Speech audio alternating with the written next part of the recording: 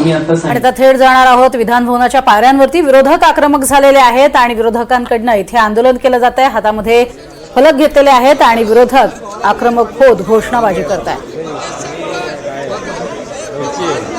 रोज नवनवीन मुद्दे घेऊन आंदोलन करताना पाहायला मिळतात हे सगळे विरोधक।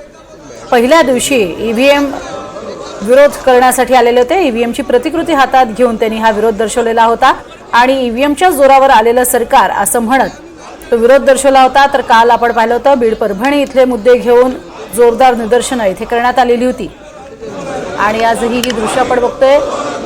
जोरदार घोषणाबाजी इथे होताना आपल्याला पाहायला मिळते।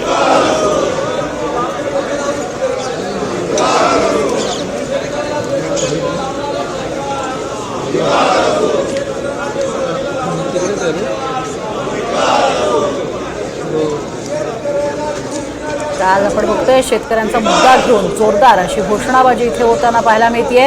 हातामध्ये कपाशीची बोंड घेऊन ते आलेले आहेत। अनेक ठिकाणी कपाशीवरती रोग पडलेला आहे। अनेक ठिकाणी बोंड आळीनं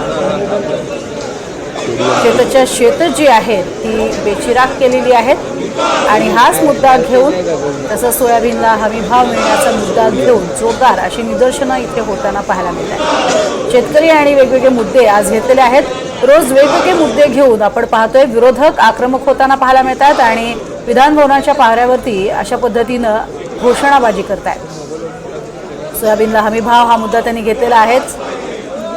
सोयाबीन आणि कापसाचा हमी भाव हा महत्त्वाचा मुद्दा घेऊन हे आंदोलन होताना आपल्याला पाहायला मिळते। शिवसेना काँग्रेस राष्ट्रवादीचे हे सगळे नेते जोरदार आक्रमक होत आंदोलन करताना पाहतोय। शिंदे फडणवीस पवारांना खुर्चीची धाव, कापूस सोयाबीन तुरीस नाही भाव असं म्हणून जोरदार टीका करण्यात आलेली आहे। कापूस सोयाबीन शेतकऱ्यांना घरी सत्ताधारी आमदारांची चांदी अशा अनुषंगानं हे फलक छापण्यात आलेले आहेत आणि जोरदार असे रोज वेगवेगळे मुद्दे घेऊन विरोधक आक्रमक होताना पाहायला मिळतात।